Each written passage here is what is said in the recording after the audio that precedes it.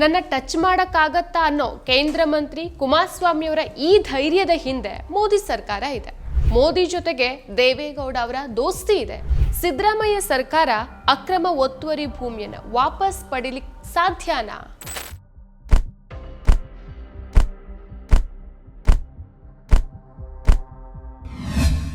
ನಮಸ್ಕಾರ, ಈ ದಿನ.comಗೆ ಸ್ವಾಗತ. ನಾನು ಜಿ ಎಂ ಪವಿತ್ರ. ಎಚ್.ಡಿ. ಕುಮಾರಸ್ವಾಮಿ ಅವರು ಮಾಜಿ ಪ್ರಧಾನಿ ದೇವೇಗೌಡ ಅವರ ತವರು ಜಿಲ್ಲೆ ಹಾಸನಕ್ಕೆ ಬಂದಿದ್ರು.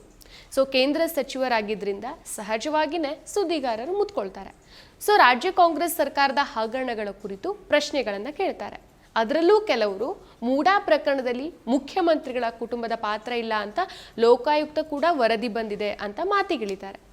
ಮೂಡಾ ಅಂದ ಕೂಡಲೇ ಮಂದಸ್ಮಿತರಾದಂಥ ಕುಮಾರಸ್ವಾಮಿ ಅವರು ಮೂಡಾ ಲೋಕಾಯುಕ್ತ ವರದಿ ನನ್ನದೇನು ತಕರಾರಿಲ್ಲ, ನಿಮ್ಮ ಲೋಕಾಯುಕ್ತ ನಿಮ್ಮ ಪೊಲೀಸ್ ಇಲಾಖೆ ಏನ್ ತನಿಖೆ ಮಾಡಿ ವರದಿ ಕೊಡ್ಲಿಕ್ಕೆ ಹೇಳಿದ್ದಾರೆ, ಏನು ವರದಿ ಕೊಟ್ಟಿದ್ದಾರೆ, ಅದರಲ್ಲೇನು ನಿರೀಕ್ಷೆ ಇಟ್ಕೊಳ್ಳಂಗಿಲ್ಲ ಅಂತ ಅದೆಲ್ಲವೂ ಸರ್ಕಾರದ ಪರ ಸಂಸ್ಥೆಗಳ ವರದಿ, ಅದರಿಂದ ಏನೂ ಆಗೋದಿಲ್ಲ ಅನ್ನೋ ದನಿಯಲ್ಲಿ ಮಾತಾಡಿದ್ರು. ಬೈಟ್ ಬೇಕಾಗಿತ್ತು, ಅಲ್ಲಿಗೆ ಸುದ್ದಿಗಾರರ ಸ್ಟಫ್ ಖಾಲಿಯಾಗಿತ್ತು.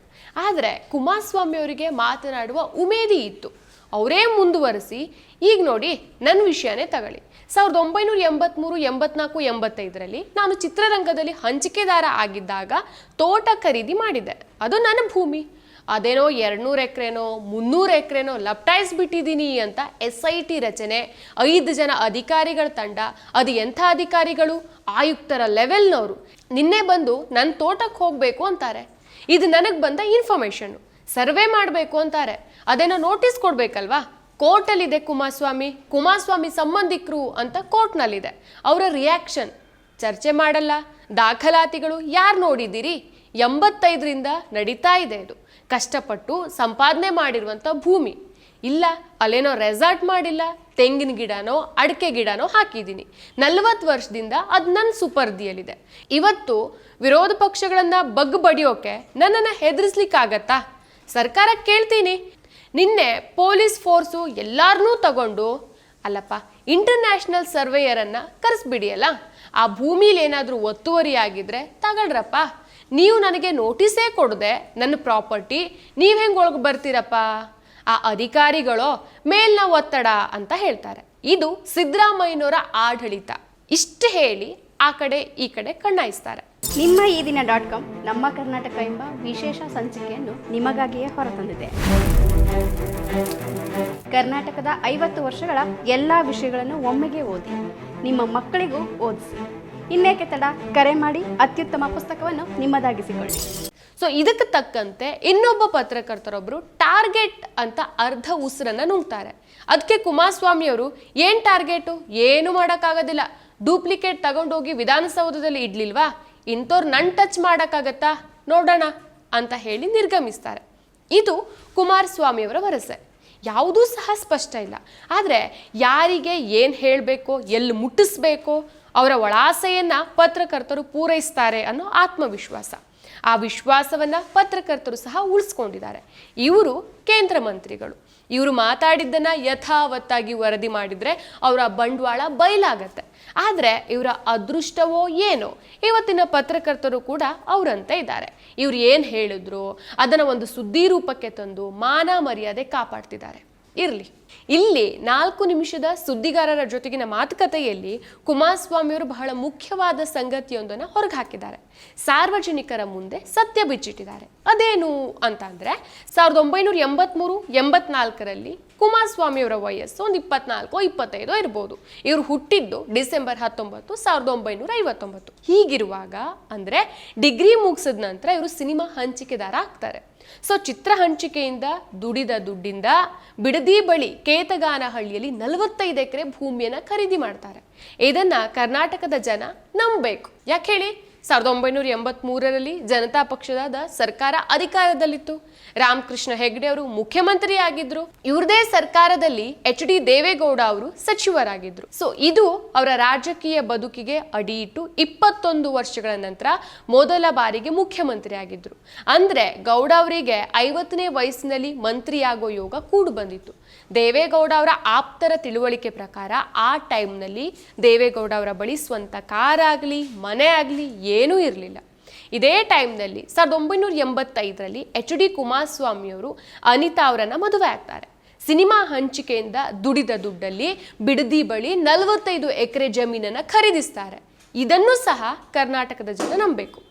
ಅಸಲಿಗೆ HD ಕುಮಾರಸ್ವಾಮಿ ಅವರು ಹೇಳುವಂತೆ ರಾಮನಗರ ಜಿಲ್ಲೆ ಬಿಡದಿ ಹೋಬಳಿ ಕೇತಗಾನಹಳ್ಳಿ ಬಳಿಯ ಜಮೀನು ಕೇವಲ 45 ಎಕರೆ ಅಲ್ಲ, ಅವರು ಮತ್ತು ಅವರ ಸಂಬಂಧಿಕರಿಗೆ ಸೇರಿದ ಒಟ್ಟು 110.32 ಎಕರೆ ಜಮೀನು. ಈ ಪೈಕಿ ಸುಮಾರು 54 ಎಕರೆಯಷ್ಟು ಸರ್ಕಾರಿ ಭೂಮಿ ಇದೆ. ಇದನ್ನ ಗೌಡರ ಕುಟುಂಬ ಅಕ್ರಮವಾಗಿ ಒತ್ತುವರಿ ಮಾಡಿಕೊಂಡಿದೆ ಅಂತ ಆರೋಪಿಸಿ ಬಹಳ ಹಿಂದೆನೆ ಮಂಡ್ಯದ ಮಾಜಿ ಸಂಸದ G. ಮಾದೇಗೌಡ ಅವರು ಲೋಕಾಯುಕ್ತಕ್ಕೆ ದೂರನ್ನ ಸಲ್ಲಿಸ್ತಾರೆ. ರಾಮನಗರ ತಾಲೂಕಿನ ಬಿಡದಿ ಹೋಬಳಿಯ ಸರ್ವೆ ನಂಬರ್ 7, 8, 9, 10, 16, 17 ಮತ್ತು 79ರಲ್ಲಿ ಮಂಜೂರಾಗಿರುವಂತಹ ಗೋಮಾಳದ ಕುರಿತು ಕಂದಾಯ ಇಲಾಖೆಯ ಪ್ರಧಾನ ಕಾರ್ಯದರ್ಶಿ ವಿಸ್ತೃತ ತನಿಖೆಯನ್ನು ನಡೆಸಬೇಕು. ಒಂದೊಮ್ಮೆ ಆ ಸರ್ಕಾರಿ ಭೂಮಿ ಒತ್ತುವರಿಯಾಗಿದ್ರೆ ಅದನ್ನ ವಾಪಸ್ ಪಡೆಯೋಕೆ ಕಾನೂನಾತ್ಮಕವಾಗಿ ಕ್ರಮ ಕೈಗೊಳ್ಳಬೇಕು. ಸರ್ಕಾರದ ಭೂಮಿಗೆ ಅತಿಕ್ರಮ ಪ್ರವೇಶ ಮಾಡುವವರು ಮತ್ತು ಅದಕ್ಕೆ ಸಹಕರಿಸಿರುವಂತಹ ಅಧಿಕಾರಿಗಳ ವಿರುದ್ಧ ಕ್ರಿಮಿನಲ್ ದಾವೆಯನ್ನ ದಾಖಲಿಸಿ 4 ತಿಂಗಳಲ್ಲಿ ಕ್ರಮ ಕೈಗೊಳ್ಳಬೇಕು. ಆ ನಂತರ 15 ದಿನಗಳಲ್ಲಿ ರಿಜಿಸ್ಟರ್ಗೆ ಅನುಪಾಲನಾ ವರದಿಯನ್ನು ಸಲ್ಲಿಸಬೇಕು ಅಂತ ಲೋಕಾಯುಕ್ತ 2014ರ ಆಗಸ್ಟ್ 4ಕ್ಕೆ ಆದೇಶಿಸುತ್ತೆ. ಕರ್ನಾಟಕ ಹೈಕೋರ್ಟ್ನ ವಿಭಾಗೀಯ ಪೀಠ ಲೋಕಾಯುಕ್ತ ಆದೇಶವನ್ನ ಎತ್ತಿ ಹಿಡಿಯುತ್ತೆ. ಇದನ್ನ ಜಾರಿ ಮಾಡೋಕೆ ವಿಫಲರಾಗಿರುವಂತಹ ರಾಜ್ಯ ಸರ್ಕಾರದ ನಡೆಯನ್ನ ಪ್ರಶ್ನಿಸಿ SR ಹಿರೇಮಠ್ ನೇತೃತ್ವದ ಸಮಾಜ ಪರಿವರ್ತನಾ ಸಮುದಾಯ ನ್ಯಾಯಾಂಗ ನಿಂದನೆ ಅರ್ಜಿಯನ್ನ ಹೈಕೋರ್ಟ್ಗೆ ಸಲ್ಲಿಸುತ್ತೆ. ಇದರ ವಿಚಾರಣೆ ಹಂತ ಹಂತವಾಗಿ ನಡ್ಕೊಂಡು ಬಂದಿದೆ. ಸೊ ಭೂ ಕಬಳಿಕೆ ಆರೋಪದ ಪ್ರಕರಣಕ್ಕೆ ಸಂಬಂಧಿಸಿದಂತೆ ವಿಸ್ತೃತ ತನಿಖಾ ವರದಿಯನ್ನ ಲೋಕಾಯುಕ್ತದ ಅಧಿಕಾರಿಗಳು ಸರ್ಕಾರಕ್ಕೆ ಈಗಾಗಲೇ ಸಲ್ಲಿಸಿದ್ದಾರೆ. ಸರ್ಕಾರದಿಂದ ಅನುಪಾಲನಾ ವರದಿ ಅಥವಾ ಕ್ರಮ ಜರುಗಿಸುವ ವರದಿ ಹೈಕೋರ್ಟ್ಗೆ ಸಲ್ಲಿಕೆ ಆಗಬೇಕಾಗಿದೆ. ಈ ವರದಿ ಸಲ್ಲಿಕೆಗೆ 2023ರ ಜನವರಿ 19ಕ್ಕೆ ಸರ್ಕಾರಿ ವಕೀಲರು 1 ವಾರ ಕಾಲಾವಕಾಶವನ್ನ ಕೋರಿದ್ರು. ಆದ್ರೆ ಇಲ್ಲಿವರೆಗೂ ವರದಿ ಕೋರ್ಟ್ಗೆ ಸಲ್ಲಿಕೆ ಆಗಿಲ್ಲ. ಅಂದ್ರೆ ಸರ್ಕಾರದ ಈ ನಡೆ ಕುಮಾರಸ್ವಾಮಿ ಅವರ ಕುಟುಂಬದ ಪರವಾಗಿರುವ ಅನುಮಾನವನ್ನ ಹುಟ್ಟಿಸುತ್ತೆ. ರಾಮನಗರ ತಾಲೂಕಿನ ಬಿಡದಿ ಹೋಬಳಿಯ ಕೇತಗಾನಹಳ್ಳಿ ಗ್ರಾಮದಲ್ಲಿ 7, 8, 9, 10, 16, 17 ಮತ್ತು 79ರ ಸರ್ವೆ ನಂಬರ್ಗಳಲ್ಲಿರುವಂತಹ ಜಮೀನನ್ನ ಪರಿಶೀಲಿಸಿ ಉಪವಿಭಾಗಾಧಿಕಾರಿ ಮತ್ತು ತಹಶೀಲ್ದಾರ್ ಅವರು ಕೆಲವು ವಿಚಾರಗಳು ಮತ್ತು ವಾಸ್ತವಿಕ ಅಂಶಗಳನ್ನು ದಾಖಲಿಸಿದ್ದಾರೆ ಅಂತ 2023ರ ಫೆಬ್ರವರಿ 6ಕ್ಕೆ ನ್ಯಾಯಾಲಯಕ್ಕೆ ಸಲ್ಲಿಸಲಾದ ಅಫಿಡವಿಟ್ ನಲ್ಲಿ ತಿಳಿಸಲಾಗಿದೆ. ಸೊ ಈ ಅಫಿಡವಿಟ್ ನಲ್ಲಿ ಸರ್ವೆ ನಂಬರ್ 79ನ್ನು ಹೊರತುಪಡಿಸಿ ಕೇವಲ 6 ಸರ್ವೆ ನಂಬರ್ಗಳನ್ನು ಮಾತ್ರ ಉಲ್ಲೇಖಿಸಲಾಗಿದೆ.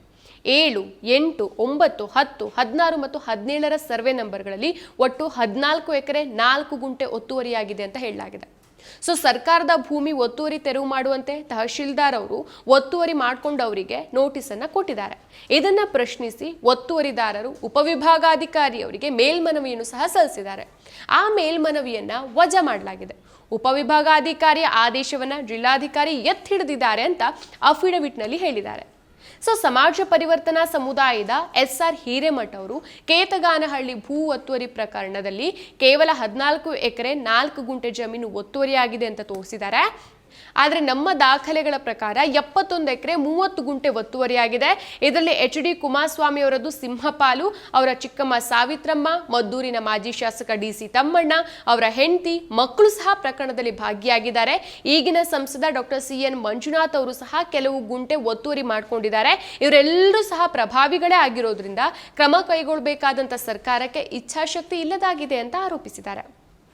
ಕುಮಾರಸ್ವಾಮಿ ಅವರ ಚಿಕ್ಕಮ್ಮ ಸಾವಿತ್ರಮ್ಮ, ಸಂಬಂಧಿಕ ಮಾಜಿ ಶಾಸಕ DC ತಮ್ಮಣ್ಣ, ಬೆಂಗಳೂರು ಗ್ರಾಮಾಂತರ ಕ್ಷೇತ್ರದ ಸಂಸದ ಡಾಕ್ಟರ್ CN ಮಂಜುನಾಥ್ ಸೇರಿ ಮತ್ತಿತರರು ಸಹ ಕೇತಗಾನಹಳ್ಳಿಯಲ್ಲಿ ಒತ್ತುವರಿ ಮಾಡಿರುವಂತಹ 14 ಎಕರೆ 4 ಗುಂಟೆ ಸರ್ಕಾರಿ ಜಮೀನನ್ನ 2 ವಾರದಲ್ಲಿ ತೆರವಿಗೆ ಕ್ರಮ ಕೈಗೊಳ್ಳಬೇಕು ಅಂತ ಹೈಕೋರ್ಟ್ ಕಟ್ಟುನಿಟ್ಟಿನ ಸೂಚನೆಯನ್ನ ಕೊಟ್ಟಿದೆ. ತಪ್ಪಿದ್ರೆ ಸಂಬಂಧಪಟ್ಟ ಅಧಿಕಾರಿಗಳನ್ನ ಜೈಲಿಗೆ ಕಳಿಸಬೇಕಾಗತ್ತೆ ಅಂತ ಸಹ ಹೈಕೋರ್ಟ್ ಎಚ್ಚರಿಕೆಯನ್ನ ನೀಡಿದೆ. ಇದರ ಫಲವಾಗಿ ಸರ್ಕಾರ ಸಮಗ್ರ ಮತ್ತು ನಿಷ್ಪಕ್ಷಪಾತ ಕ್ರಮ ಕೈಗೊಳ್ಳುವ ನಿಟ್ಟಿನಲ್ಲಿ SITಯನ್ನು ರಚಿಸಿದೆ. ತನಿಖೆಗಾಗಿ 5 ಉನ್ನತ ಅಧಿಕಾರಿಗಳ ತಂಡವನ್ನು ನೇಮಿಸಿದೆ. ಈ SIT ತಂಡ ಕುಮಾರಸ್ವಾಮಿ ಅವರ ಜಮೀನಿನ ಸರ್ವೆಗೆ ಹೋದ್ರೆ ಅವರು ನೀವು ನನಗೆ ನೋಟಿಸ್ ಕೊಡದೆ ನನ್ನ ಪ್ರಾಪರ್ಟಿ ನೀವ್ ಹೆಂಗ್ ಒಳಗೆ ಬರ್ತೀರಪ್ಪ ಅಂತ ಧಿಮಾಕಿಂದ ಪ್ರಶ್ನಿಸ್ತಾರೆ. ಹಾಗೆ ಮುಂದುವರೆದು ಇದು ಸಿದ್ದರಾಮಯ್ಯನವರ ಆಡಳಿತ ಅಂತ ವ್ಯಂಗ್ಯ ಆಡ್ತಾರೆ.